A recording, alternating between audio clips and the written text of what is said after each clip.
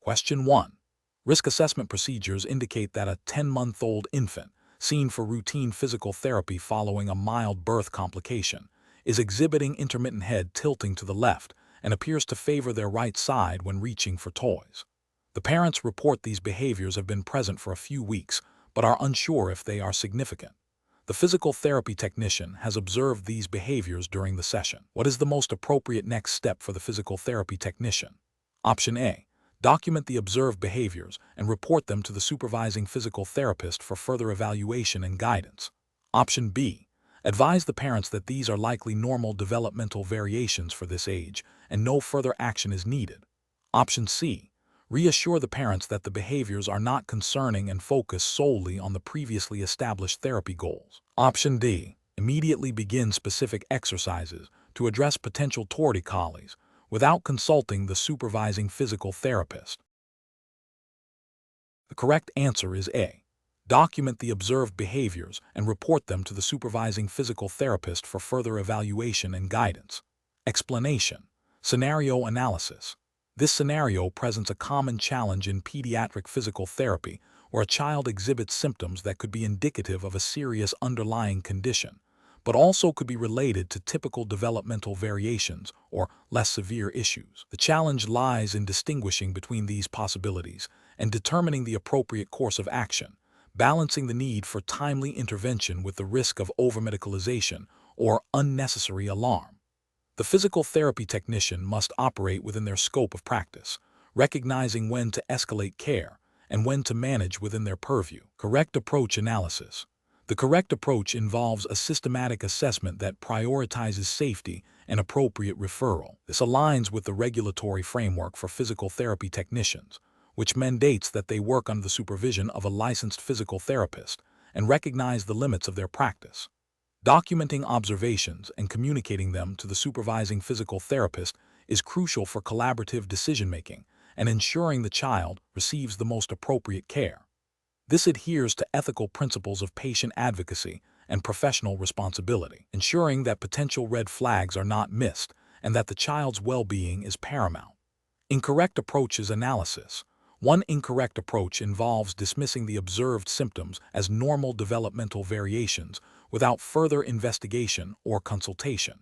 This could lead to a delay in diagnosis and treatment of a serious condition, violating the ethical duty to act in the patient's best interest and potentially contravening regulatory guidelines that require reporting of concerning findings. Another incorrect approach is to immediately implement advanced therapeutic interventions without a thorough assessment or the explicit direction of the supervising physical therapist. This exceeds the technician's scope of practice, potentially causing harm to the child and violating regulations governing the roles and responsibilities of physical therapy technicians. It also bypasses the essential step of differential diagnosis and appropriate referral. A third incorrect approach is to provide reassurance to the parents that everything is normal without a comprehensive assessment and consultation with the supervising physical therapist. This misrepresents the situation, erodes trust, and fails to uphold the professional obligation to provide accurate information and advocate for the child's health needs. It also neglects the technician's responsibility to communicate potential concerns to the supervising therapist. Professional reasoning. Professionals should employ a decision-making process that begins with a thorough, objective observation and assessment of the child's presentation. This should be followed by a clear understanding of their scope of practice and the established protocols for reporting and escalating concerns. Collaboration with the supervising physical therapist is paramount, ensuring that all findings are discussed and that a joint plan of care is developed. Documentation of all observations, assessments, and communications is essential for accountability and continuity of care. When in doubt, erring on the side of caution and seeking further professional input is always the most responsible course of action. Question 2. Operational review demonstrates that a physical therapy technician is tasked with assisting a patient with a new physician's order that mentions wound care for integumentary system. The order does not specify the type of wound, its location, or the specific interventions required. The technician has basic knowledge of wound care principles, but lacks specific details for this patient's condition. What is the most appropriate course of action for the physical therapy technician in this situation? Option A. Focus on the other components of the patient's physical therapy plan and address the integumentary system only if the patient expresses significant discomfort. Option B. Proceed with a general wound care protocol for minor abrasions, assuming the physician's order is for a common skin issue. Option C. Delegate the task of assessing and managing the wound care to another physical therapy technician with more experience in integumentary conditions. Option D. Contact the referring physician to obtain specific details regarding the integumentary condition and the prescribed wound care interventions. Correct answer is D. Contact the referring physician to obtain specific details regarding the integumentary condition and the prescribed wound care interventions. Explanation. Scenario analysis. This scenario presents a professional challenge because it requires a physical therapy technician to interpret and act upon a physician's order that may be incomplete or ambiguous regarding a patient's integumentary system condition. The technician must balance the need to provide timely care with the imperative to ensure patient safety and adhere to professional scope of practice and regulatory guidelines. Misinterpretation or overstepping boundaries could lead to patient harm or professional misconduct. Correct approach analysis. The correct approach involves seeking clarification from the referring physician. This aligns with the regulatory framework for physical therapy technicians, which mandates that technicians work under the direct supervision of a licensed physical therapist and within the scope of their delegated tasks.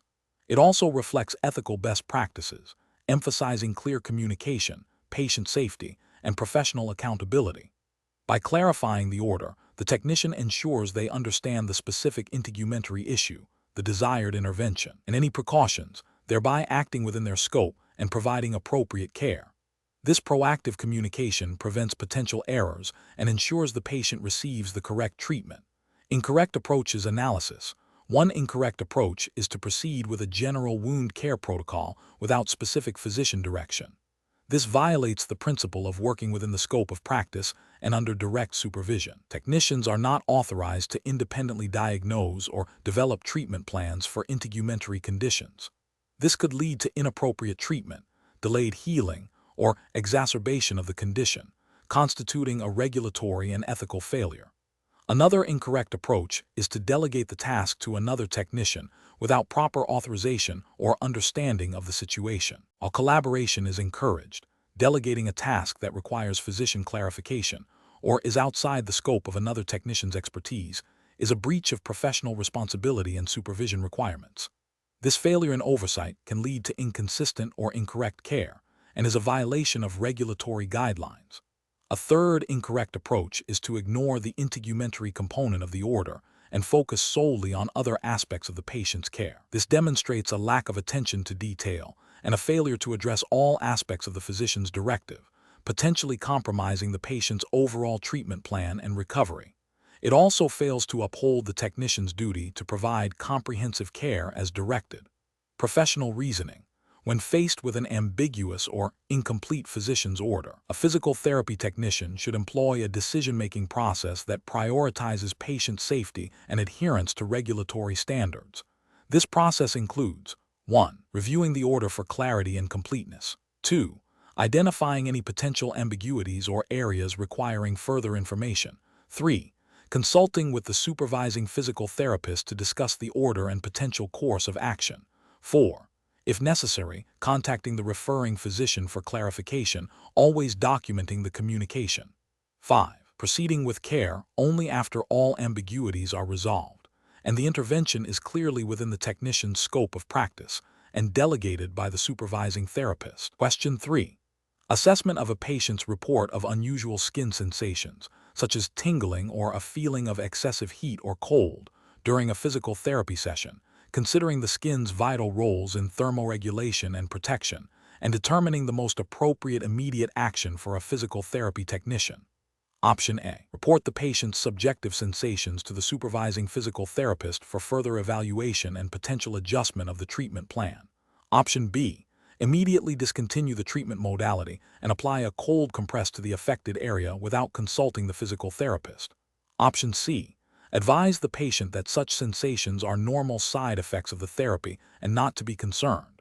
Option D. Document the patient's complaint but continue the current treatment as scheduled, assuming it is unrelated to the therapy. The correct answer is A. Report the patient's subjective sensations to the supervising physical therapist for further evaluation and potential adjustment of the treatment plan. Explanation. Scenario analysis. This scenario is professionally challenging because it requires a physical therapy technician to interpret a patient's subjective report of skin sensation in the context of thermoregulation and protection, and to translate this into appropriate clinical action. The technician must balance the patient's experience with their understanding of physiological principles and the scope of their practice, ensuring patient safety and effective treatment planning without overstepping professional boundaries. Correct approach analysis. The correct approach demonstrates best professional practice by acknowledging the patient's subjective experience of altered sensation, recognizing the skin's role in thermoregulation and protection, and escalating the concern to the supervising physical therapist. This aligns with the regulatory framework for physical therapy technicians, which mandates working under the direction and supervision of a physical therapist. The technician's role is to gather information and report findings, not to independently diagnose or alter treatment plans based on subjective symptoms. This approach upholds ethical principles of patient advocacy and professional responsibility by ensuring that a qualified professional assesses the situation and makes informed decisions regarding patient care. Incorrect approaches analysis.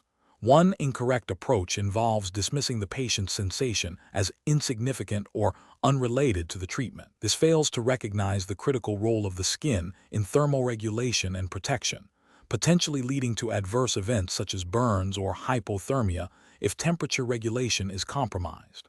Ethically, this approach neglects the patient's subjective experience and violates the principle of beneficence by not acting to prevent potential harm. Another incorrect approach is to attempt to independently adjust the treatment parameters based solely on the patient's subjective report, without consulting the physical therapist. This exceeds the technician's scope of practice as defined by regulatory guidelines, which typically requires supervision for treatment modifications.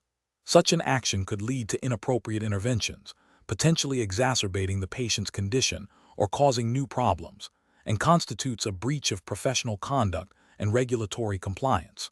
A further incorrect approach might be to ignore the report entirely, assuming it is unrelated to the physical therapy intervention. This demonstrates a lack of understanding of the interconnectedness of bodily systems and the potential impact of physical therapy modalities on skin integrity and thermoregulation. It also represents a failure in communication and patient monitoring, which are fundamental responsibilities of a healthcare professional. Professional reasoning. Professionals should employ a systematic approach. 1. Listen actively to the patient's subjective report. 2. Correlate the reported sensation with known physiological functions of the skin, thermoregulation, protection. 3. Assess the immediate environment and any applied modalities for potential contributing factors. 4. Determine if the reported symptom falls within the technician's scope of practice to manage independently or requires escalation. 5. If escalation is needed, clearly and concisely communicate the patient's report and any observed signs to the supervising physical therapist, providing relevant details for informed decision-making. This process ensures patient safety, adherence to regulations, and effective interprofessional collaboration. Question 4. Comparative studies suggest that while physical therapy technicians play a vital role in patient rehabilitation, their understanding of the central and peripheral nervous systems is crucial for safe and effective practice. If a physician's order for a patient includes a diagnosis of suspected radiculopathy and a treatment plan that mentions neuromuscular reeducation, without further specific details regarding the affected nerve roots or the extent of central nervous system involvement, what is the most appropriate course of action for a physical therapy technician? Option A. Modify the treatment to focus solely on gross motor skills, as the neurological details are too complex for a technician to interpret. Option B. Independently research radiculopathy and decide on the most appropriate exercises based on general information, without consulting the physician. Option C. Seek direct clarification from the referring physician regarding the specific neurological deficits and the intended focus of the neuromuscular reeducation. Option D. Proceed with a standard neuromuscular reeducation protocol for common peripheral nerve injuries, assuming the physician's intent. The correct answer is C. Seek direct clarification from the referring physician regarding the specific neurological deficits and the intended focus of the neuromuscular reeducation. Explanation. Scenario analysis. This scenario presents a common challenge in physical therapy practice, where a technician must interpret and act upon a physician's order that may have ambiguous or potentially conflicting information regarding the nervous system's involvement. The technician's role is to provide skilled care within their scope of practice, which necessitates understanding the implications of neurological conditions and ensuring interventions are safe and appropriate. Misinterpreting the physician's intent or the patient's neurological status could lead to ineffective treatment, patient harm, or a deviation from the established plan of care, potentially violating professional standards and regulatory guidelines. Correct approach analysis. The correct approach involves seeking clarification from the referring physician. This aligns with the principle of patient safety and adherence to the scope of practice for a physical therapy technician.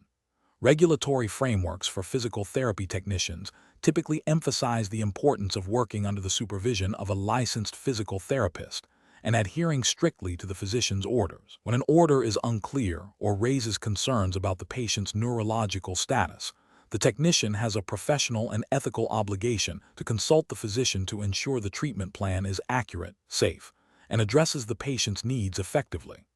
This proactive communication prevents potential errors and ensures the technician is acting within their authorized capacity. Incorrect approaches analysis. One incorrect approach involves proceeding with a treatment plan based on a personal interpretation of the physician's notes without seeking clarification. This is a regulatory and ethical failure because it bypasses the established chain of command and assumes a level of diagnostic interpretation that may be outside the technician's scope of practice. It risks applying interventions that are not appropriate for the patient's actual neurological condition, potentially causing harm and violating the principle of providing competent care. Another incorrect approach is to modify the treatment plan based on assumptions about the patient's peripheral nervous system symptoms without direct physician confirmation. This constitutes a significant ethical and regulatory breach. Physical therapy technicians are not authorized to independently diagnose or alter treatment plans based on their own clinical reasoning regarding complex neurological presentations. Such actions undermine the physician's role as the primary diagnostician and could lead to inappropriate or harmful interventions, violating patient safety protocols and professional conduct standards. A further incorrect approach is to ignore the physician's order and proceed with a generic treatment for a suspected neurological issue. This is a direct violation of regulatory requirements that mandate adherence to physician orders and working within the scope of practice. It demonstrates a lack of professional responsibility and a disregard for patient safety and the established care plan, potentially leading to disciplinary action and compromising patient outcomes. Professional reasoning.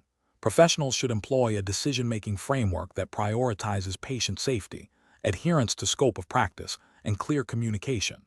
When faced with an ambiguous or concerning physician's order, the primary step is to seek clarification from the referring physician. This involves understanding the specific neurological deficits the physician is addressing and the intended therapeutic goals. If the technician is unsure about the implications of the order for the central or peripheral nervous system, they should consult with their supervising physical therapist for guidance before proceeding. This systematic approach ensures that all interventions are evidence-based, safe, and aligned with the patient's overall medical management. Question 5. Process analysis reveals that a patient presents with acute ankle pain and significant swelling following a recent inversion sprain. The physical therapy technician is tasked with selecting an appropriate cold application to manage the inflammation and pain. Considering the principles of therapeutic hypothermia and patient safety, which of the following represents the most appropriate initial choice for this patient? Option A. A brief application of a chemical cold pack without any barrier. Option B. A bag of frozen peas applied directly to the skin for an extended period. Option C. A controlled cold compression unit delivering intermittent cold and compression. Option D. A simple ice pack wrapped loosely in a thin towel for 15 minutes. The correct answer is C. A controlled cold compression unit delivering intermittent cold and compression. Explanation. Scenario analysis. This scenario is professionally challenging because a physical therapy technician must select the most appropriate cold application for a patient presenting with acute ankle pain and swelling.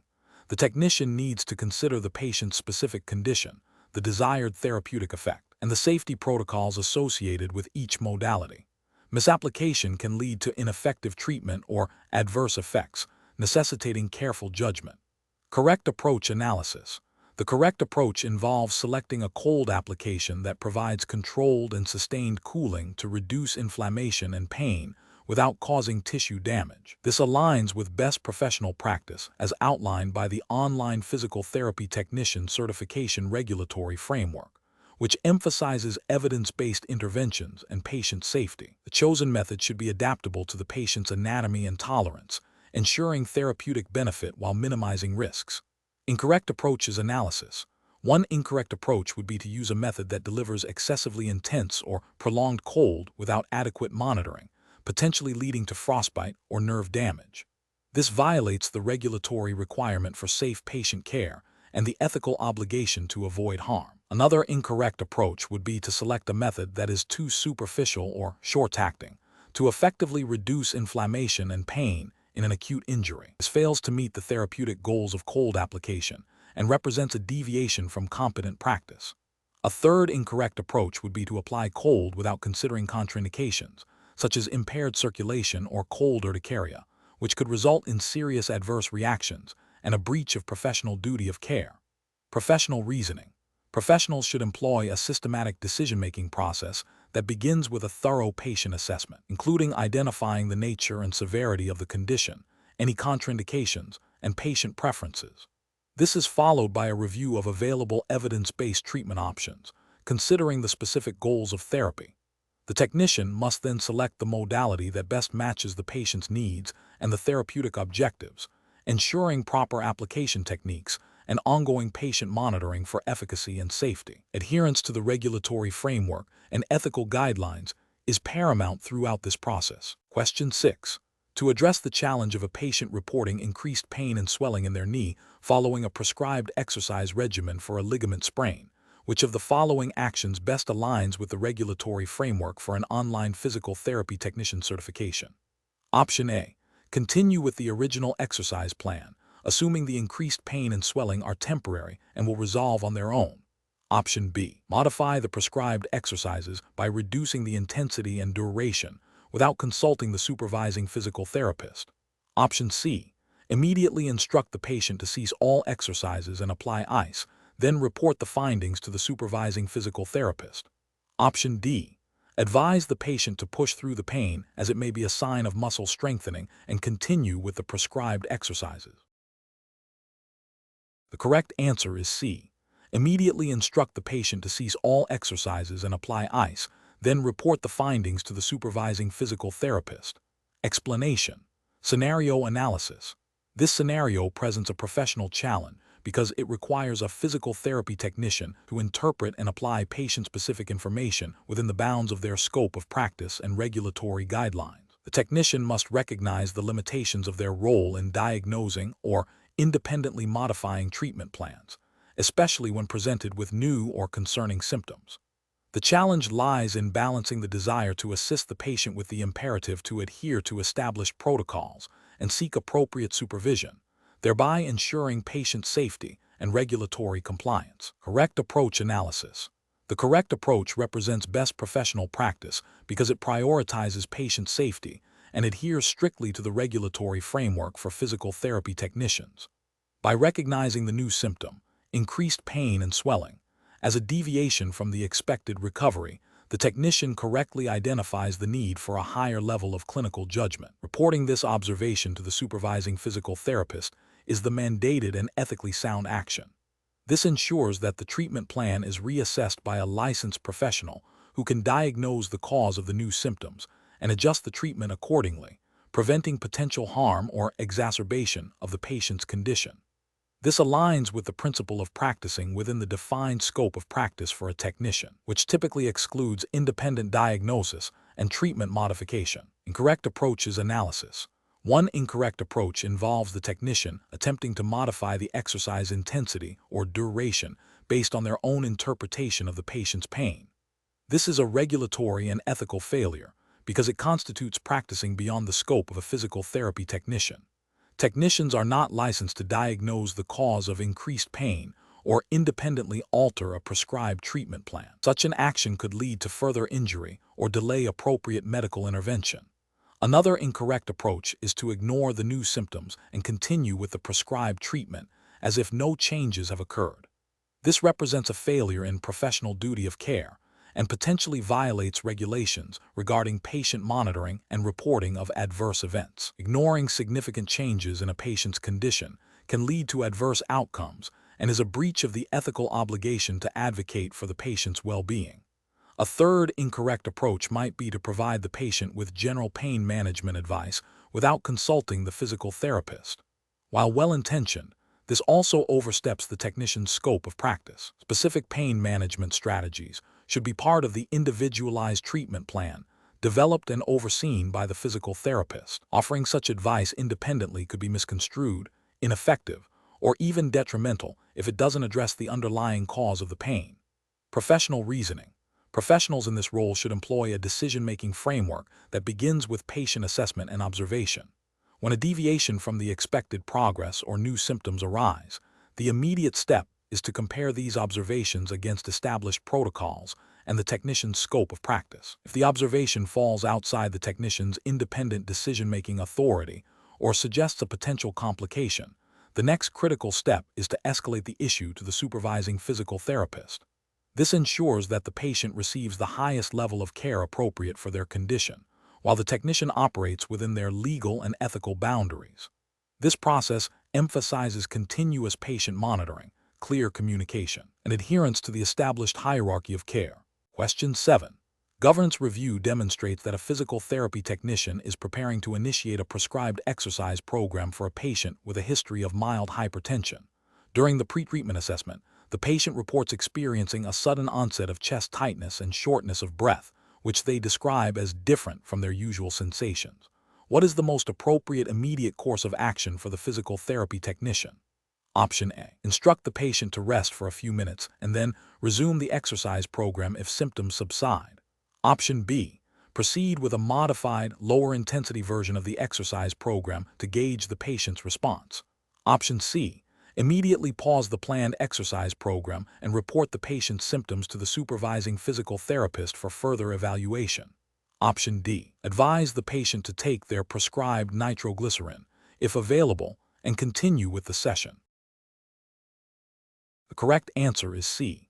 Immediately pause the planned exercise program and report the patient's symptoms to the supervising physical therapist for further evaluation. Explanation. Scenario analysis. This scenario is professionally challenging because it requires a physical therapy technician to interpret and act upon subjective patient-reported symptoms related to the cardiovascular system, which can be indicative of serious underlying conditions. The technician must balance the need to proceed with planned therapy against the imperative to ensure patient safety and avoid exacerbating a potentially critical health issue. This necessitates a strong understanding of cardiovascular red flags and the appropriate escalation protocols. Correct approach analysis. The correct approach involves recognizing the potential significance of the patient's reported symptoms, prioritizing patient safety by pausing the planned therapy, and initiating the established protocol for reporting such concerns to the supervising physical therapist. This aligns with the core ethical principles of beneficence, acting in the patient's best interest, and non-maleficence, avoiding harm. Regulatory frameworks for physical therapy technicians typically mandate that they work under the supervision of a licensed physical therapist and are responsible for recognizing and reporting changes in a patient's condition that may require intervention or modification of the treatment plan. This approach ensures that a qualified professional assesses the situation, thereby upholding the standard of care and adhering to supervisory guidelines. Incorrect approach is analysis. Proceeding with the planned therapy without further assessment or reporting is a significant regulatory and ethical failure. It violates the principle of non-maleficence by potentially worsening a cardiovascular issue and disregards the technician's responsibility to monitor patient status. This action could be considered practicing beyond the scope of practice if it involves making independent clinical judgments about the severity of cardiovascular symptoms. Ignoring the patient's symptoms and continuing with the session as scheduled is also a failure. It demonstrates a lack of attentiveness to patient well-being and a disregard for potential warning signs, directly contravening the ethical duty of care. This approach fails to recognize the technician's role in patient monitoring and reporting, which is a fundamental aspect of safe practice. Suggesting the patient self-diagnose or seek medical attention without informing the supervising physical therapist is another failure. While encouraging patients to seek medical advice is appropriate in some contexts, failing to report a potentially serious symptom to the supervising therapist is a breach of professional responsibility and supervisory protocol. The technician's primary duty in this situation is to facilitate appropriate clinical assessment by the licensed professional. Professional reasoning. When faced with a patient reporting symptoms that could indicate a cardiovascular issue, a physical therapy technician should follow a structured decision-making process. 1. Recognize and validate. Acknowledge the patient's reported symptoms and their potential implications. 2. Assess urgency. Consider the nature and severity of the symptoms in the context of the patient's known medical history and the planned therapy. 3. Halt or modify. If there is any doubt about safety, immediately pause or modify the planned therapy. 4. Report and escalate. Follow established protocols to report the symptoms and observations to the supervising physical therapist promptly. 5. Document. Accurately document the patient's reported symptoms, the actions taken, and the communication with the supervising therapist. This systematic approach ensures patient safety, adherence to regulatory requirements, and ethical practice. Question 8. The evaluation methodology shows a physical therapy technician assessing a patient's quadriceps femoris muscle group. The technician observes the patient's ability to extend the knee against gravity and resistance, noting the speed of contraction and the presence of any tremor. The technician also asks the patient to hold the extended position for a sustained period and observes for signs of fatigue. Which of the following best reflects an approach that integrates an understanding of muscle anatomy and physiology to inform the assessment? Option A. Focusing solely on the visual appearance of the muscle bulk and comparing it to normative values. Option B. Recommending specific stretching exercises based on the observed range of motion without further physiological consideration. Option C. Assessing the muscle's ability to generate force through its full range of motion and observing for signs of fatigue related to neuromuscular fatigue and energy depletion. Option D. Documenting the patient's subjective report of muscle soreness and comparing it to previous sessions. The correct answer is D. Documenting the patient's subjective report of muscle soreness and comparing it to previous sessions. Explanation. This scenario presents a professional challenge because the physical therapy technician must accurately assess muscle function and identify potential impairments without direct physician oversight for diagnosis. The technician's role is to gather objective data and report findings, necessitating a strong understanding of normal muscle anatomy and physiology to recognize deviations. Careful judgment is required to differentiate between normal physiological responses and signs of pathology, ensuring patient safety and effective communication with the supervising physical therapist. The correct approach represents best professional practice because it involves a systematic and evidence-based evaluation of muscle function, directly correlating observed responses with established anatomical and physiological principles. This aligns with the regulatory framework for physical therapy technicians, which mandates competent performance of delegated tasks and accurate reporting of patient status. By focusing on the physiological mechanisms of muscle contraction, relaxation, and fatigue, the technician provides valuable, objective data that informs the physical therapist's treatment plan. This approach upholds ethical standards by prioritizing patient well-being through accurate assessment and avoiding assumptions or premature conclusions. An incorrect approach that relies solely on patient self-report without objective physiological assessment fails to meet the standards of professional practice. This is a regulatory failure, as it bypasses the requirement for objective data collection and could lead to misinterpretation of the patient's condition, potentially delaying appropriate treatment or leading to ineffective interventions. Ethically, it compromises patient care by not utilizing the technician's skills to their full extent. Another incorrect approach that involves making a definitive diagnosis of a specific muscle pathology is a significant regulatory and ethical failure. Physical therapy technicians are not licensed to diagnose.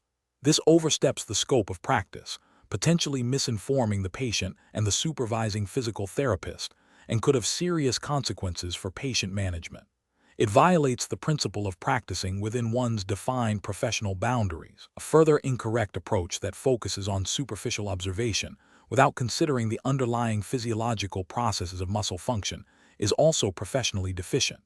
While observation is part of assessment, a deep understanding of muscle physiology is crucial for interpreting those observations accurately.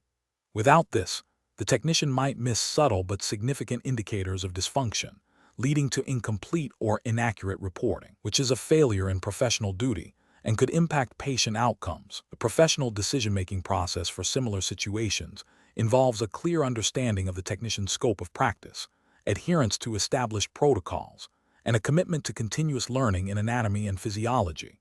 When faced with a patient assessment, the technician should first identify the specific muscles or muscle groups to be evaluated, recall their anatomical location and innervation, and understand their primary physiological functions. The technician then applies appropriate assessment techniques, observing and documenting the patient's response in terms of strength, range of motion, endurance, and any associated sensations or signs of fatigue.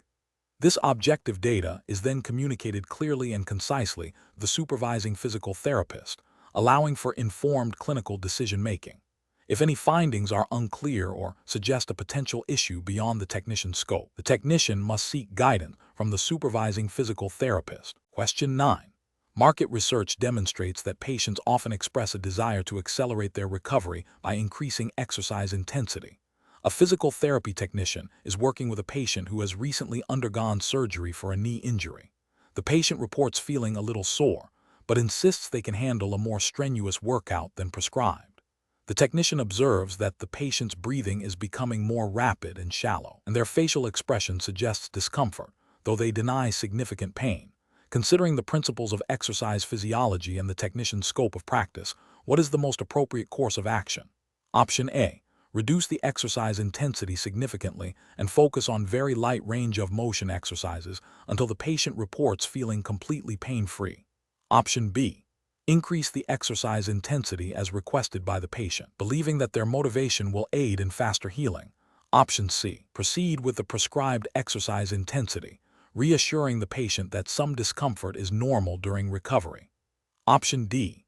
Immediately cease the current exercise and inform the supervising physical therapist of the patient's subjective report and observed physiological responses.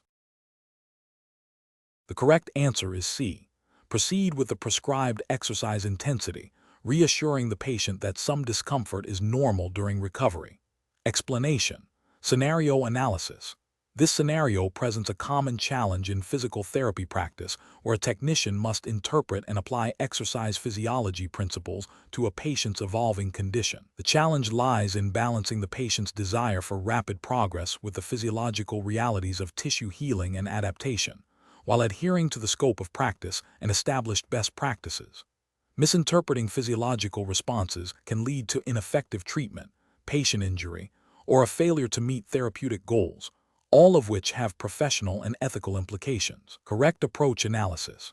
The correct approach involves a thorough assessment of the patient's current physiological state, considering factors such as pain levels, fatigue, and observable signs of inflammation or stress. It requires applying knowledge of exercise physiology to understand how different exercise intensities and durations impact the patient's cardiovascular, muscular, and metabolic systems. The technician must then judiciously modify the exercise program based on these physiological indicators, prioritizing safety and optimal tissue adaptation. This aligns with the core principles of evidence-based practice and patient-centered care, ensuring that interventions are tailored to the individual's capacity and response, thereby maximizing therapeutic benefit and minimizing risk. Adherence to the scope of practice for a physical therapy technician, which includes implementing treatment plans under the supervision of a physical therapist and recognizing contraindications, is paramount. Incorrect approaches analysis. One incorrect approach involves disregarding the patient's subjective feedback and objective physiological signs, proceeding with an exercise intensity that exceeds their current capacity. This failure to monitor and respond to physiological cues can lead to overtraining, exacerbation of symptoms, or injury, violating the ethical duty to do no harm and potentially breaching regulatory requirements for safe patient care. Another incorrect approach is to excessively reduce exercise intensity or duration due to minor discomfort, without a clear physiological rationale. This can lead to undertreatment, delayed recovery, and failure to achieve functional goals, representing a deviation from best practice and potentially not fulfilling the prescribed treatment plan. A third incorrect approach is to introduce new, complex exercises without adequate understanding of their physiological demands or the patient's readiness, which could result in improper form, increased risk of injury, and a failure to adhere to the principles of progressive overload. Professional reasoning. Professionals should approach such situations by first reviewing the patient's current treatment plan and understanding the underlying physiological goals. They must then conduct a dynamic assessment, observing the patient's response to each exercise, including heart rate, perceived exertion, and any reported pain or discomfort. This data should be interpreted through the lens of exercise physiology principles, considering the patient's specific condition and stage of recovery. Decision-making should prioritize patient safety, followed by the efficacy of the intervention in achieving therapeutic outcomes. Any modifications to the plan should be clearly documented and communicated to the supervising physical therapist, ensuring collaborative care and adherence to regulatory guidelines. Question 10. Consider a scenario where a patient reports significant, sharp pain in their right shoulder during overhead reaching, describing it as a tearing sensation.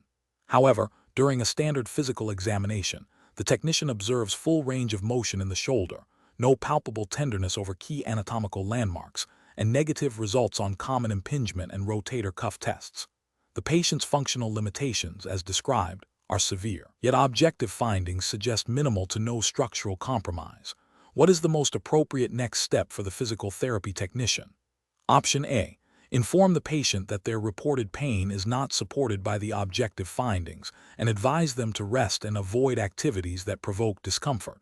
Option B. Immediately refer the patient to an orthopedic surgeon for advanced imaging and surgical consultation based solely on the patient's description of tearing.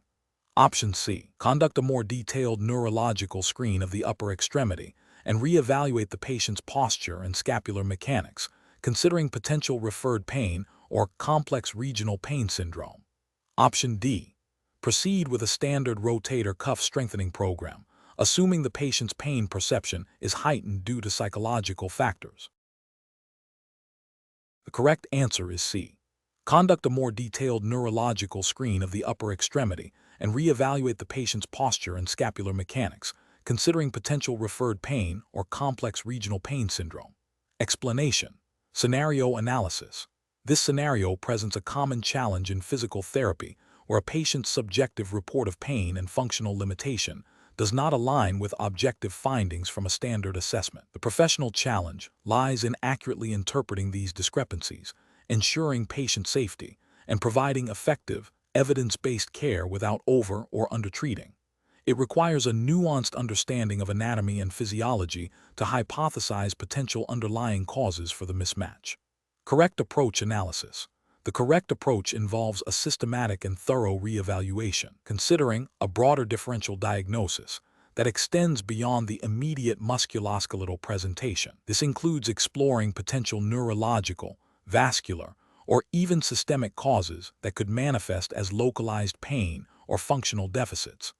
This approach aligns with the ethical imperative to provide comprehensive care and the regulatory expectation to practice within the scope of competence, which includes recognizing when further investigation or referral is necessary. It prioritizes patient well-being by not dismissing subjective complaints, while also not proceeding with interventions that might be inappropriate or ineffective based on objective data.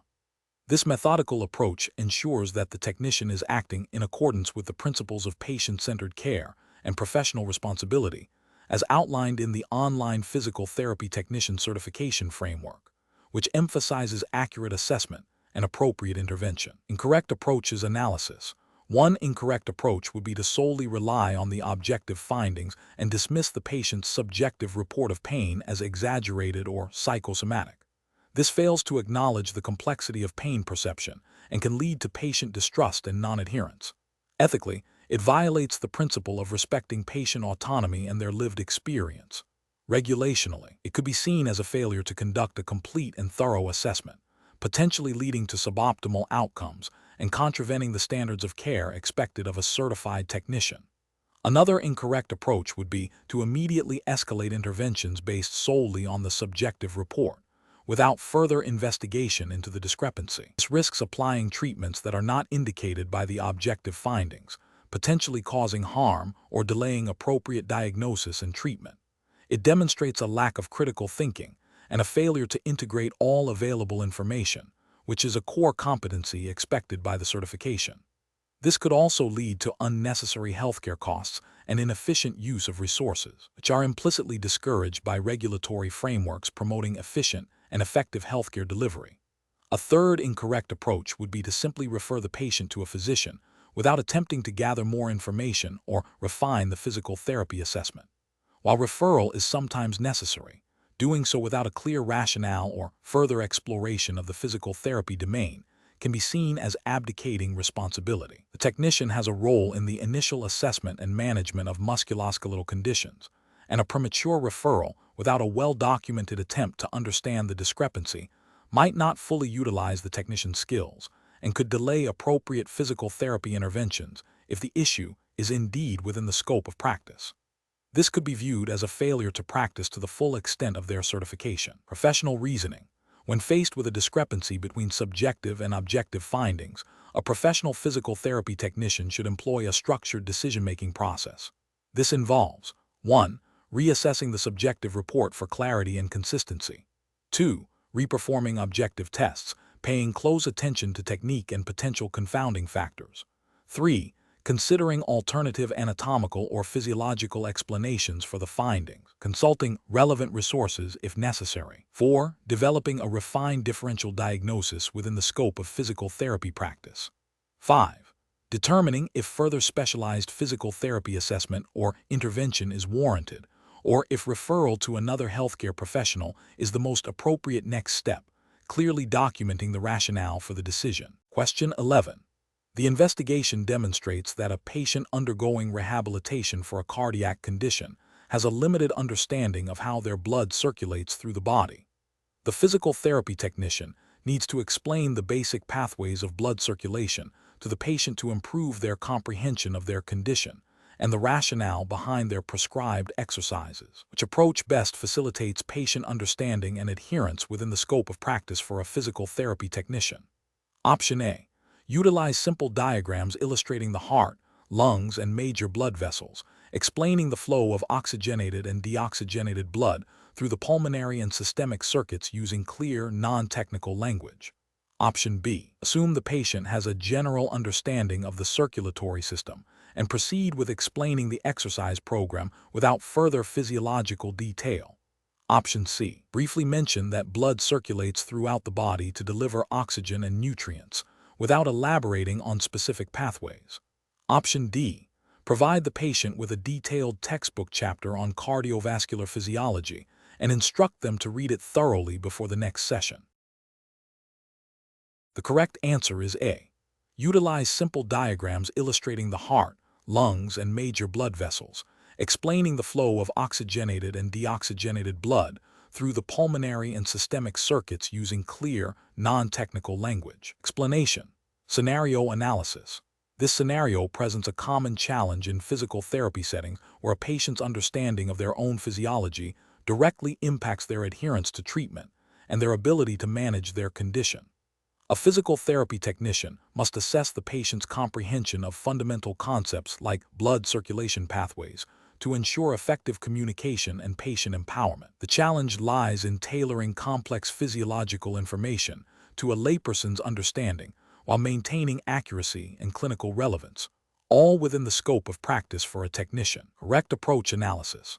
The correct approach involves using clear, concise language and visual aids to explain the systemic and pulmonary circulation pathways. This method aligns with best professional practice by prioritizing patient education and informed consent. Regulatory frameworks for physical therapy technicians emphasize the importance of clear communication and patient understanding to ensure safe and effective care. By breaking down the pathways into understandable components, e.g., heart chambers, arteries, veins, lungs, the technician empowers the patient to grasp how their condition affects circulation and how the prescribed exercises or interventions will positively impact it. This fosters a collaborative approach to care, enhancing patient engagement and adherence. Incorrect approach is analysis. One incorrect approach is to simply state that blood circulates without further explanation. This fails to provide the patient with the necessary understanding to comprehend their condition or treatment rationale, potentially leading to confusion and non-compliance. It neglects the ethical obligation to educate patients and the regulatory requirement for clear communication. Another incorrect approach is to use overly technical medical jargon without simplification. This creates a barrier to understanding, making the patient feel overwhelmed and disengaged. It demonstrates a lack of patient-centered communication, which is a cornerstone of ethical and regulatory compliance in healthcare. A third incorrect approach is to assume the patient has prior knowledge of complex cardiovascular anatomy and physiology. This assumption can lead to misinterpretations and a failure to address the patient's specific knowledge gaps. It is unprofessional to proceed with treatment without confirming a foundational understanding of relevant concepts. Professional reasoning. Professionals should approach patient education by first assessing the patient's current level of understanding. This can be done through open-ended questions. Then, information should be presented in a step-by-step manner, using analogies and visual aids where appropriate. The professional should frequently check for understanding by asking the patient to rephrase concepts in their own words. This iterative process ensures that the patient is actively engaged and comprehends the information, enabling them to become a more active participant in their own care. This aligns with the ethical principles of beneficence and autonomy, and the regulatory requirements for competent and effective patient care. Question 12. Upon reviewing the treatment plan for a patient presenting with subacute low back pain and muscle guarding, which of the following approaches best reflects the appropriate implementation of electrical modalities by a physical therapy technician? Option A. Consult with the supervising physical therapist to discuss the patient's presentation and collaboratively determine the most appropriate electrical modality, considering NMES for potential muscle re-education or TENS for pain management, based on the therapist's assessment and the established treatment plan.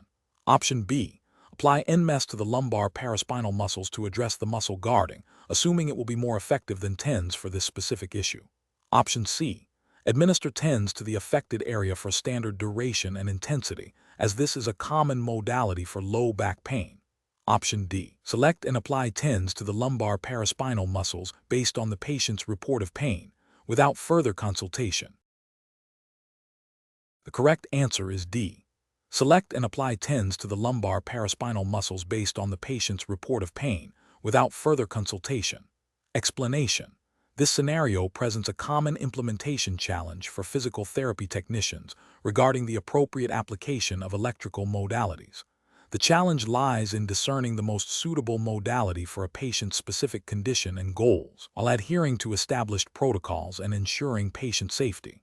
This requires a technician to move beyond simply knowing the types of modalities and to understand their indications, contraindications, and the underlying physiological principles.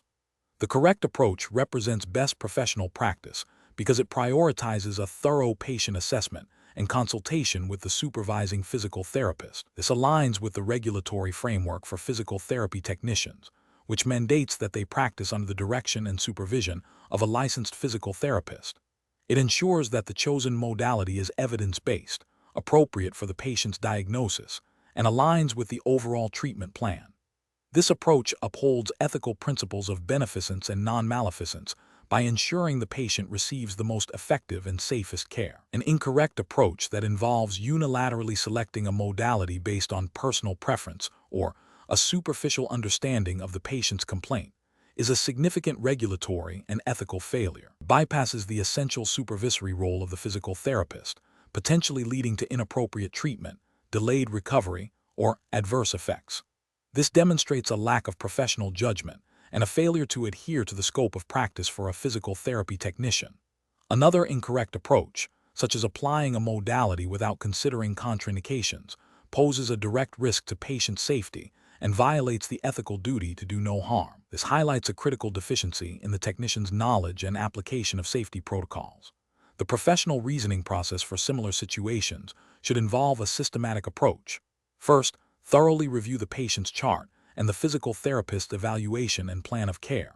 Second, if there is any ambiguity or if the technician is unsure about the most appropriate modality or its application, they must consult with the supervising physical therapist. Third, always prioritize patient safety by screening for contraindications and ensuring proper equipment setup and monitoring.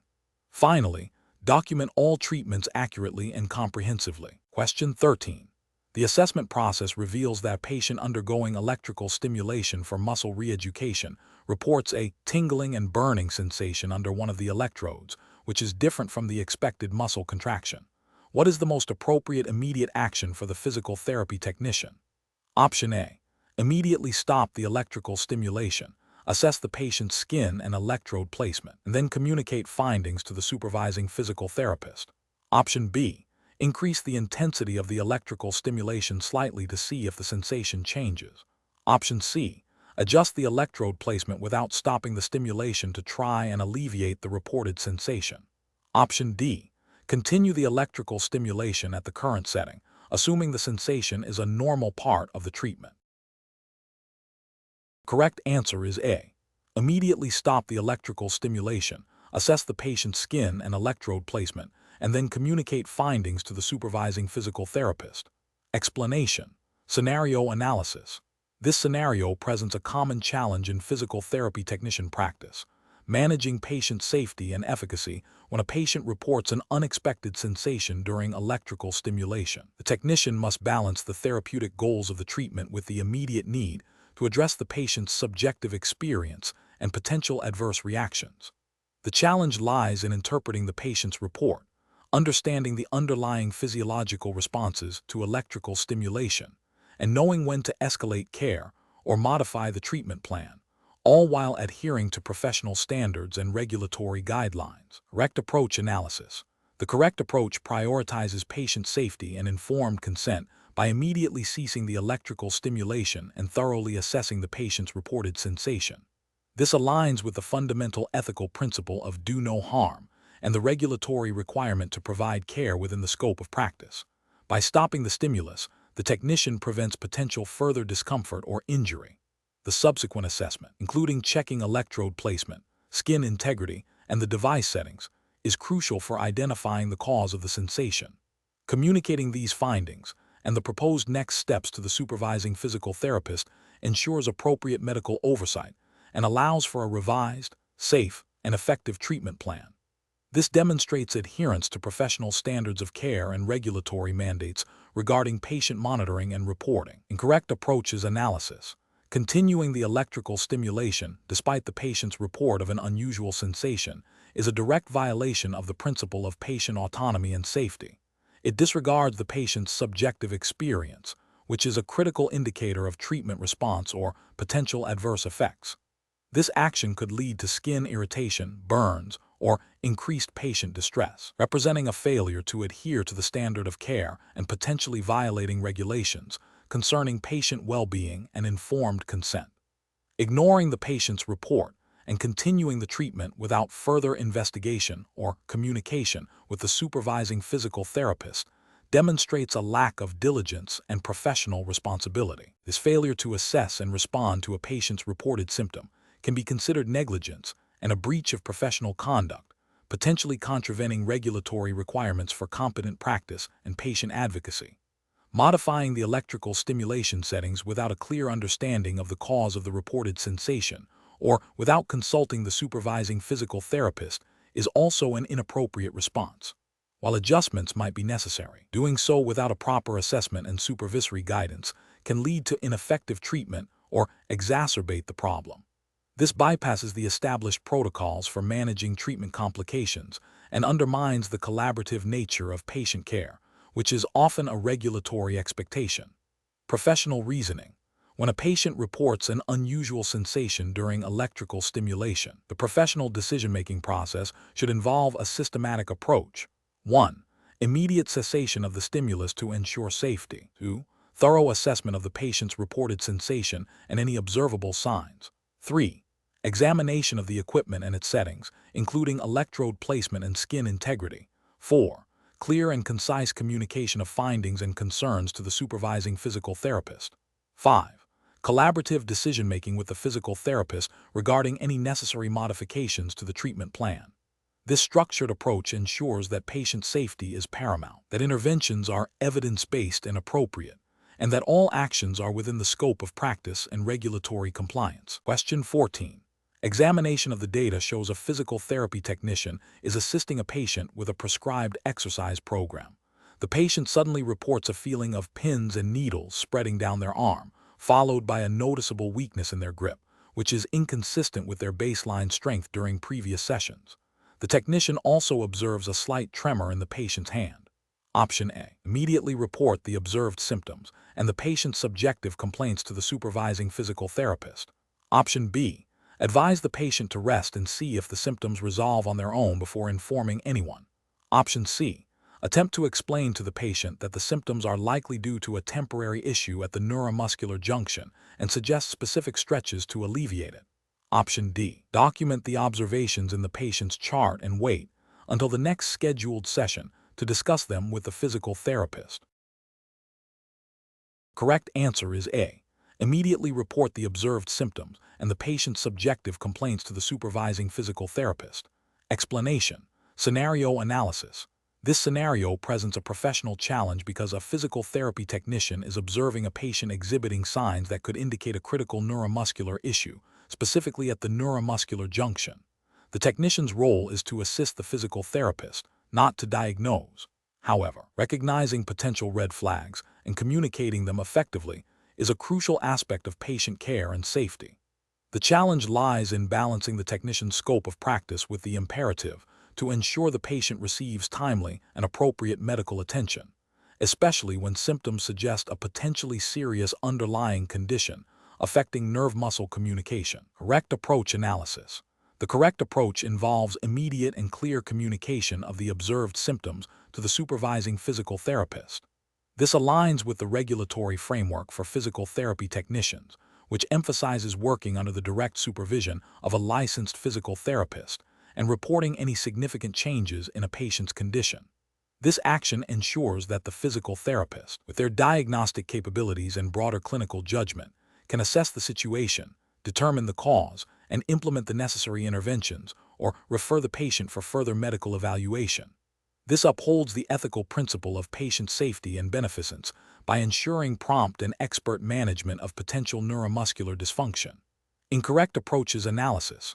One incorrect approach would be to ignore the symptoms, assuming they are minor or unrelated to the physical therapy treatment. This failure to report critical observations directly violates the technician's duty of care and could lead to delayed diagnosis and treatment of a serious neuromuscular condition, potentially causing harm to the patient.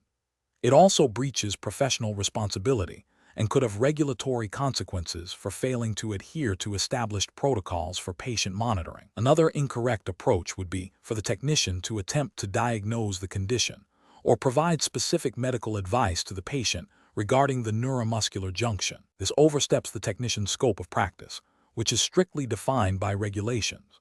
Diagnosing and prescribing treatment are the exclusive responsibilities of the licensed physical therapist or physician.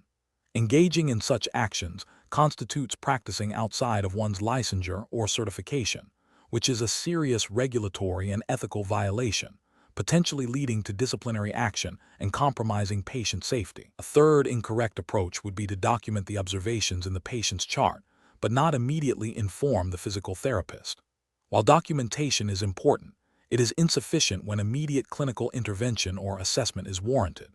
The regulatory framework for allied health professionals often mandates timely communication of critical findings to the supervising clinician to ensure prompt patient care. Delaying this communication, even with subsequent documentation, can still result in a failure to provide timely care, which is a breach of professional standards. Professional reasoning. Professionals in this situation should employ a systematic decision-making process. First, they must accurately observe and document the patient's signs and symptoms. Second, they must assess the potential significance of these findings within the context of their scope of practice and the patient's known condition. Third, they must consult the relevant regulatory guidelines and ethical codes governing their profession to determine the appropriate course of action. In cases of potential neuromuscular compromise, the paramount principle is patient safety, which necessitates immediate escalation to the supervising licensed professional. This ensures that the patient receives the highest standard of care and that the technician operates within their defined professional boundaries. Question 15. Performance analysis shows that a patient undergoing physical therapy for a lower extremity injury has expressed concerns about how exercise might affect their heart health, citing a history of mild hypertension. The physical therapy technician is aware that regular exercise generally improves cardiovascular function. Considering the patient's history and concerns, which of the following actions best reflects appropriate professional practice for a physical therapy technician? Option A. Focus exclusively on the prescribed lower extremity strengthening exercises and ignore the patient's cardiovascular concerns, assuming it is outside the technician's purview. Option B. Discuss with the supervising physical therapist how to safely incorporate prescribed aerobic exercises into the patient's treatment plan, emphasizing gradual progression and monitoring, and reassure the patient that exercise, when appropriately managed, is beneficial for cardiovascular health. Option C. Advise the patient to avoid all strenuous exercise until their hypertension is fully resolved, as a precautionary measure. Option D. Recommend the patient immediately begin a rigorous daily running program to improve their cardiovascular fitness. The correct answer is B. Discuss with the supervising physical therapist how to safely incorporate prescribed aerobic exercises into the patient's treatment plan, emphasizing gradual progression and monitoring, and reassure the patient that exercise, when appropriately managed, is beneficial for cardiovascular health. Explanation. Scenario analysis. This scenario is professionally challenging because it requires a physical therapy technician to interpret and apply information about exercise's effects on cardiovascular health to a patient's specific needs and limitations. The technician must balance promoting patient well-being with adhering to the scope of practice and ensuring patient safety, all within the regulatory framework governing their practice. Misinterpreting exercise effects or recommending inappropriate interventions could lead to adverse health outcomes for the patient and potential professional repercussions. Correct approach analysis. The correct approach involves understanding that regular aerobic exercise, when appropriately prescribed and progressed, leads to a more efficient cardiovascular system. This includes improvements in stroke volume, decreased resting heart rate, enhanced blood vessel elasticity, and better oxygen utilization. For a patient with a history of cardiovascular compromise, a technician's role is to support the physical therapy plan of care, which would likely incorporate graded aerobic activity. This approach aligns with the ethical duty to promote patient health and recovery and the regulatory framework for physical therapy technicians, which permits them to assist in implementing prescribed exercise programs under the supervision of a physical therapist. The focus is on evidence-based practice and patient-centered care, ensuring interventions are safe and effective for the individual's condition. Incorrect approach is analysis. One incorrect approach would be to dismiss the patient's concerns about exercise and cardiovascular health without proper assessment or consultation with the supervising physical therapist. This fails to acknowledge the patient's potential anxieties and the importance of their cardiovascular status in their overall rehabilitation. Ethically, it demonstrates a lack of patient-centered care and potentially violates the duty to communicate effectively with the patient. Regulationally, it could be seen as a failure to adhere to established protocols for patient assessment and management. Another incorrect approach would be to recommend high-intensity interval training HIIT without a specific prescription from the physical therapist and a thorough cardiovascular assessment. While HIIT can be beneficial for some individuals, it carries a higher risk for those with pre-existing cardiovascular conditions. This approach oversteps the technician's scope of practice, which typically involves implementing, not independently prescribing, advanced exercise modalities. It poses a significant safety risk to the patient and violates regulatory guidelines that define the boundaries of a physical therapy technician's responsibilities. A further incorrect approach would be to focus solely on strength training exercises and neglect the cardiovascular component of rehabilitation, even if the patient's condition would benefit from aerobic conditioning. This demonstrates a limited understanding of holistic patient care and the interconnectedness of different physiological systems. It may also indicate a failure to fully implement the physical therapist's comprehensive treatment plan, potentially hindering the patient's overall progress and recovery. Professional reasoning. Professionals should approach patient care by first understanding the patient's current condition, medical history, and any specific concerns they may have. This involves active listening and gathering information. Next, they must consult the established plan of care developed by the supervising physical therapist. Any proposed interventions or modifications should be discussed with the physical therapist to ensure they are appropriate, safe, and within the technician's scope of practice. Professionals must always prioritize patient safety, adhere to ethical principles of care, and operate strictly within their defined regulatory boundaries. When in doubt, seeking clarification from the supervising physical therapist is paramount. Question 16. The monitoring system demonstrates a patient's oxygen saturation, SpO2, has decreased slightly from 96% to 93% over the last 15 minutes, and their respiratory rate has increased from 14 to 18 breaths per minute. The patient is currently undergoing a therapeutic exercise session as prescribed by the physical therapist. What is the most appropriate immediate action for the physical therapy technician? Option A.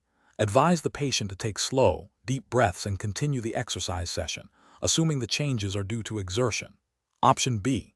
Immediately stop the exercise session and inform the supervising physical therapist of the observed changes in SpO2 and respiratory rate.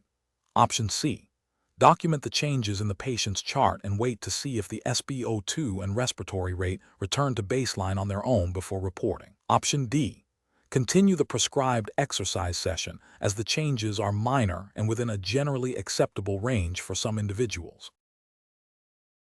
The correct answer is D. Continue the prescribed exercise session as the changes are minor and within a generally acceptable range for some individuals. Explanation. Scenario analysis. This scenario presents a professional challenge because it requires the physical therapy technician to interpret physiological data related to gas exchange in a patient undergoing treatment. The technician must recognize subtle deviations from normal parameters and understand their potential implications for patient safety and treatment efficacy. This necessitates a strong understanding of respiratory physiology and the ability to apply this knowledge in a clinical context, distinguishing between normal variations and clinically significant findings that require intervention or further assessment by a physical therapist or physician. Correct approach analysis. The correct approach involves recognizing that a slight decrease in SpO2, particularly when accompanied by an increase in respiratory rate, suggests a potential compromise in gas exchange. This is best professional practice because it prioritizes patient safety by identifying a potential issue early. The regulatory framework for physical therapy technicians, as outlined by the Online Physical Therapy Technician Certification Guidelines, emphasizes the importance of monitoring patient vital signs and reporting any significant changes to the supervising physical therapist. This proactive approach ensures that the patient receives timely and appropriate care, preventing potential respiratory distress or exacerbation of underlying conditions. It aligns with the ethical principle of beneficence, acting in the best interest of the patient. Incorrect approach is analysis. One incorrect approach would be to dismiss the slight decrease in SpO2 and increased respiratory rate as insignificant, assuming it is within normal patient variability without further investigation. This fails to adhere to the regulatory requirement of vigilant patient monitoring and reporting of abnormal findings. Ethically, it breaches the duty of care by potentially overlooking a deteriorating condition, which could lead to harm. Another incorrect approach would be to immediately alter the treatment plan without consulting the supervising physical therapist. While the technician observes a change, the underlying cause and appropriate intervention require the expertise of a licensed physical therapist.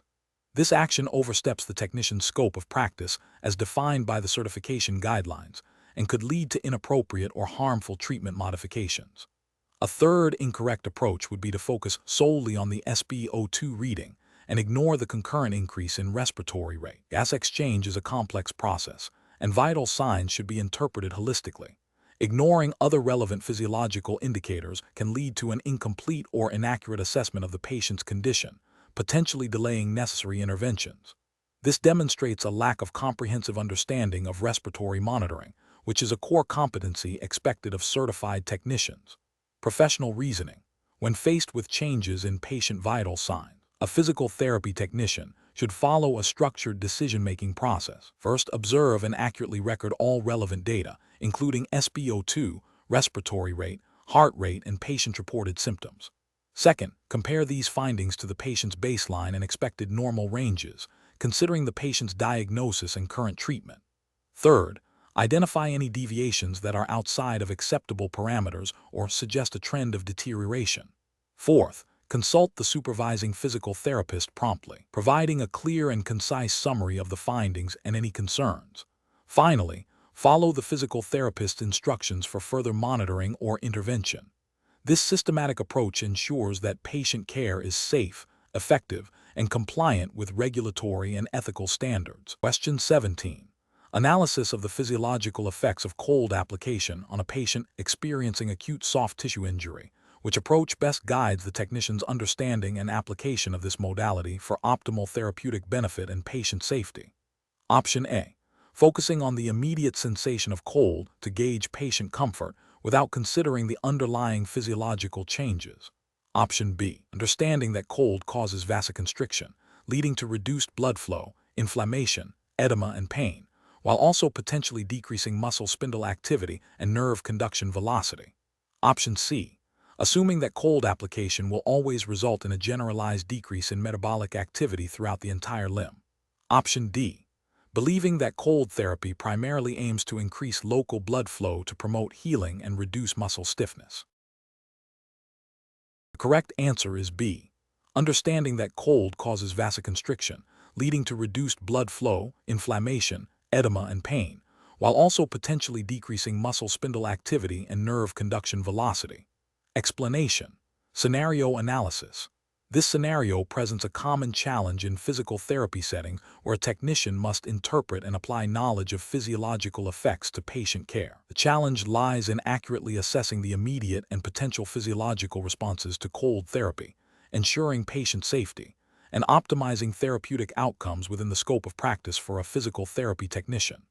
Misunderstanding these effects can lead to ineffective treatment, adverse reactions, or even harm to the patient, necessitating a thorough understanding of the underlying physiological principles and their clinical implications. Correct approach analysis.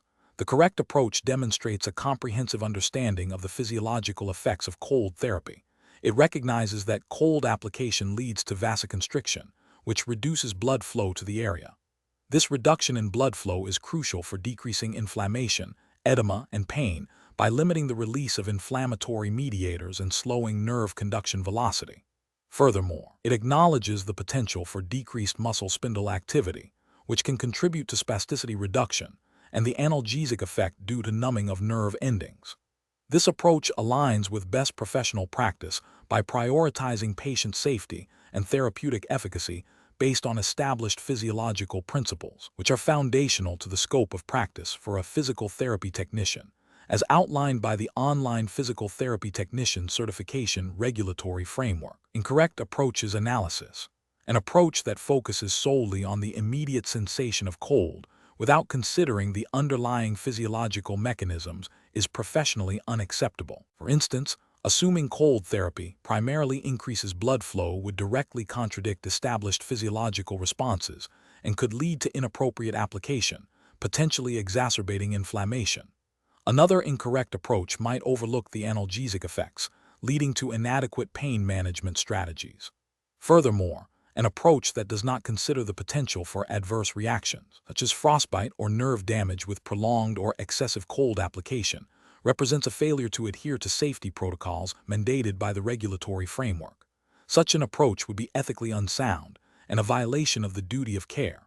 Professional reasoning.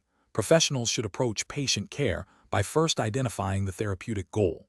Then, they must recall and apply the relevant physiological principles that underpin the chosen intervention. This involves understanding both the intended effects and potential risks. When considering cold therapy, a professional decision-making process would involve 1. Assessing the patient's condition and contraindications for cold. 2. Understanding the physiological mechanisms of cold vasoconstriction, reduced inflammation, pain relief, decreased spasticity. 3. selecting the appropriate cold modality and application duration based on these principles and patient tolerance. And 4. Monitoring the patient for both therapeutic response and any adverse effects. This systematic approach ensures that interventions are evidence-based, safe, and effective, adhering to the standards of practice for a physical therapy technician. Question 18. Compliance review shows a physical therapy technician is tasked with assessing a patient's ability to perform a controlled resistance exercise. The goal is to evaluate the patient's strength and endurance through observable movement at the joint. Which type of muscle contraction is most appropriate for this assessment to ensure accurate documentation of functional capacity? Option A. Exercise performed with specialized equipment that maintains a constant velocity of movement. Option B. An exercise where the muscle generates force and the joint angle changes, leading to observable movement. Option C. An exercise where the muscle generates force but the joint angle remains constant. Option D. An exercise focusing solely on the patient's subjective feeling of muscle exertion. The correct answer is B. An exercise where the muscle generates force and the joint angle changes, leading to observable movement. Explanation. Scenario analysis. This scenario presents a common challenge in physical therapy where a technician must accurately assess and document a patient's response to therapeutic exercise. The challenge lies in distinguishing between different types of muscle contractions and their implications for treatment progression and documentation, ensuring that the chosen method of assessment aligns with the patient's current functional status and the prescribed treatment plan. Precise understanding is crucial for effective patient care and regulatory compliance. Correct approach analysis. The correct approach involves selecting an exercise that allows for observable and measurable changes in muscle length and joint angle while the muscle is generating force. This directly aligns with the definition of an isotonic contraction, which is characterized by movement at the joint and changes in muscle length. Documenting this type of contraction provides objective data on the patient's strength and endurance, which is essential for tracking progress and informing future treatment decisions. Adhering to best practices in physical therapy documentation and patient management. Incorrect approaches analysis. One incorrect approach involves selecting an exercise where the muscle generates force, but there is no change in muscle length or joint angle. This describes an isometric contraction. While isometric exercises have therapeutic value, they do not allow for the direct observation of muscle length changes or joint movement, making them less suitable for demonstrating the dynamic nature of isotonic contractions and potentially leading to inaccurate documentation of functional capacity. This could be a regulatory failure if it misrepresents the patient's ability to perform functional movements. Another incorrect approach involves using specialized equipment that controls the speed of movement, regardless of the force exerted by the patient. This describes an isokinetic contraction. While isokinetic exercises are valuable for specific rehabilitation goals, they require specialized equipment not always available and are distinct from the more common isotonic contractions that are often the focus of initial functional assessments. Relying solely on this type of contraction, without considering the patient's ability to perform isotonic movements, would be a failure to assess a broader range of functional capabilities and could lead to an incomplete picture of the patient's progress. Professional reasoning. Professionals should approach this situation by first reviewing the patient's treatment goals and the specific phase of rehabilitation. They should then consider the most appropriate method to assess the patient's current functional capacity related to those goals. This involves understanding the definitions and applications of different muscle contraction types. The decision-making process should prioritize objective, measurable outcomes that reflect functional movement and are consistent with the prescribed therapeutic interventions, ensuring accurate documentation and adherence to professional standards and regulatory requirements. Question 19. The performance metrics show a consistent increase in patient-reported pain levels immediately following a specific therapeutic exercise protocol. A physical therapy technician observes this trend across multiple patients receiving the same intervention. What is the most appropriate next step for the technician to take? Option A. Immediately discontinue the exercise for all patients experiencing increased pain without further assessment or consultation. Option B. Independently modify the exercise technique to reduce perceived discomfort without informing the supervising physical therapist. Option C. Continue the prescribed exercise protocol as documented, assuming the pain is a temporary and expected response to the therapy. Option D. Review the patient charts for any documented contraindications or precautions related to the exercise and consult with the supervising physical therapist. Correct answer is D. Review the patient charts for any documented contraindications or precautions related to the exercise and consult with the supervising physical therapist. Explanation: the performance metrics show a trend of increased patient complaints regarding post-treatment pain exacerbation following a specific therapeutic exercise. This scenario is professionally challenging because it requires a physical therapy technician to critically evaluate patient outcomes against established clinical protocols and their own scope of practice, while also considering potential contraindications that may have been overlooked or misinterpreted. The technician must balance the need to adhere to the prescribed treatment plan with the imperative to ensure patient safety and well-being, which are paramount in physical therapy practice. The correct approach represents best professional practice because it prioritizes patient safety and evidence-based care. By reviewing the patient's chart for any documented contraindications or precautions related to the exercise and consulting with the supervising physical therapist, the technician is acting within their scope of practice and adhering to the ethical principle of beneficence, acting in the patient's best interest and non-maleficence, avoiding harm. This collaborative and evidence-informed approach ensures that any adjustments to the treatment plan are made safely and effectively, aligning with regulatory requirements for patient care and professional conduct.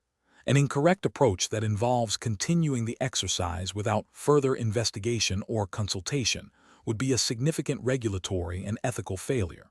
This would violate the principle of non-maleficence, as it risks further harm to the patient. Could also be considered a failure to adhere to professional standards of care, which mandate that practitioners recognize and respond to adverse patient responses.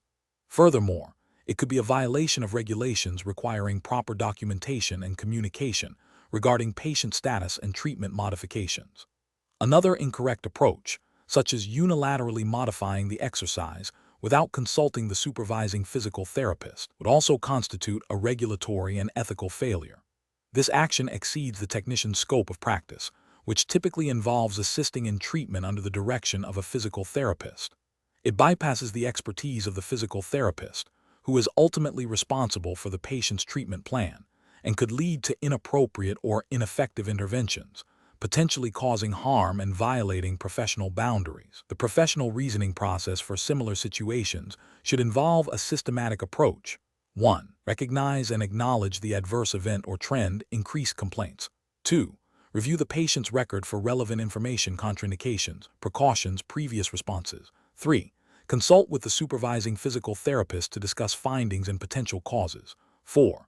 Collaborate on a revised plan of care based on evidence and patient-specific factors. 5. Document all observations, consultations, and changes to the treatment plan. This process ensures that patient care is safe, effective, and compliant with all applicable regulations and ethical guidelines. Question 20. Research into a patient's metabolic status and energy systems has revealed a complex interplay of factors affecting their recovery. A family member of the patient, who is also a physical therapy technician, overhears a discussion about the patient's specific metabolic profile and energy system utilization during a therapy session. Later, this technician approaches you, another physical therapy technician, and asks for details about the patient's energy systems and how they are being addressed in the treatment plan, stating they want to better understand the science behind the therapy. What is the most appropriate and ethically sound response? Option A.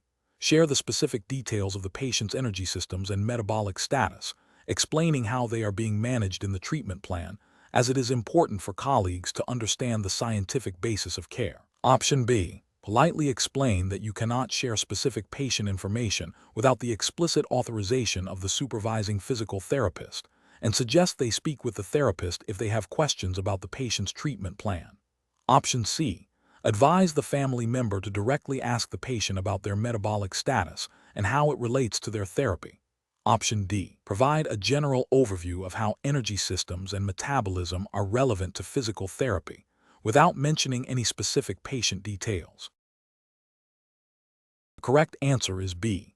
Politely explain that you cannot share specific patient information without the explicit authorization of the supervising physical therapist, and suggest they speak with the therapist if they have questions about the patient's treatment plan. Explanation. Scenario analysis. This scenario presents an ethical dilemma where a physical therapy technician is asked to provide information that could be misinterpreted or misused, potentially leading to harm or a breach of patient confidentiality.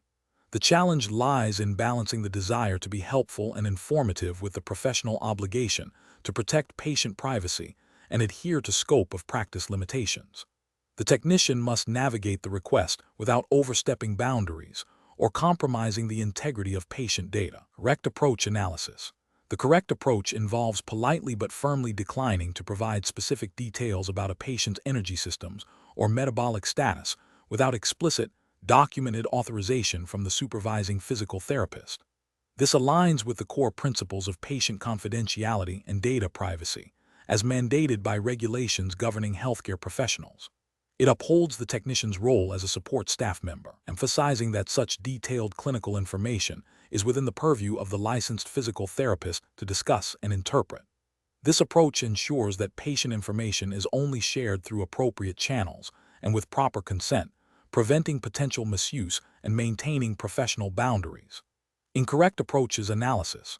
Providing general information about energy systems and metabolism without any context or patient identification, while seemingly harmless, could still be problematic. If the individual asking the question is a family member or acquaintance of a patient, even general information could inadvertently lead to speculation or misinterpretation about that specific patient's condition, potentially violating implied confidentiality. Furthermore, it risks blurring the lines of professional responsibility by engaging in discussions that are typically reserved for the supervising therapist. Sharing specific details about a patient's energy systems and metabolic status, even if presented as educational, is a clear violation of patient confidentiality and privacy regulations. This action directly breaches the trust placed in healthcare professionals and could have legal ramifications. It demonstrates a failure to understand and adhere to the strict protocols surrounding protected health information, suggesting that the inquirer contact the patient directly to discuss their metabolic status is also an inappropriate response. While it attempts to deflect the request, it places the burden on the patient to disclose their own sensitive health information and bypasses the established professional communication channels. It fails to acknowledge the technician's responsibility to manage patient information appropriately and could lead to the patient feeling pressured or uncomfortable. Professional reasoning. When faced with requests for patient-specific information, a physical therapy technician should always prioritize patient confidentiality and adhere to their scope of practice. The decision-making process should involve 1. Identifying the nature of the request. Is it for general information or patient-specific data? 2. Assessing the inquirer, who is asking and what is their relationship to the patient. 3. Consulting the supervising physical therapist. If there is any doubt or if the request involves patient-specific information, the technician should always defer to the therapist. 4. Adhering to established protocols. Following organizational policies and regulatory guidelines regarding patient information disclosure. 5. Maintaining professional boundaries, clearly understanding and communicating the limits of one's role.